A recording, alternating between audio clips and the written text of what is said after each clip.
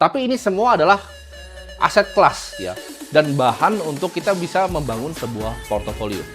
Jadi lu yakinin dulu ke diri lu sendiri ya, tanya ke diri lu 2 tahun ini butuh nggak, dan kemampuan ambil resiko seperti apa. Lu harus bijaksana jadi seorang manusia gitu. Lu harus bisa melihat self aware, diri gua nih bisanya seperti apa, resiko yang bisa gua ambil itu seperti apa. Dan volatilitas itu bukan resiko. Ini gue bilang tadi, S&P itu volatil. Ya, volatilitas itu bukanlah sebuah ibaratnya hal yang jelek. Karena dia emang selalu swing ya, apalagi kripto itu bisa naiknya tinggi sekali, turun 70% ya, sama venture capital bisa ke 0. Ini adalah harga yang harus dibayar. Lu berani nggak bayar volatilitas untuk mendapatkan return?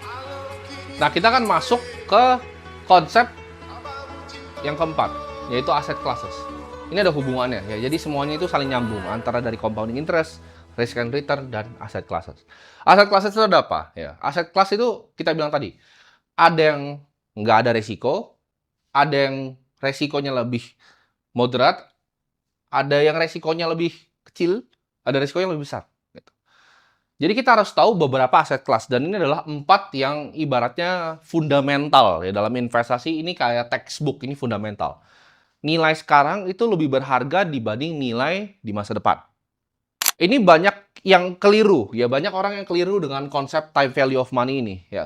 Ketika kalian pegang cash pun, cash itu juga ada time value of money-nya ya. Jadi teman-teman kalau lihat seperti ini ya, anggaplah ini duit kalian nih. Ini kalau nggak diinvestasikan, dia akan rata seperti ini. Tapi ketika duitnya kalian investasikan, dia akan naik seperti ini ya. Ini yang kita bilang tadi, 10 jutanya sekarang nih, ini jadi 2,5 juta ya kan. Kalau lu nggak investasikan ya jadi 10 juta. Jadi nilai sekarang itu lebih berharga dibanding nilai di sini.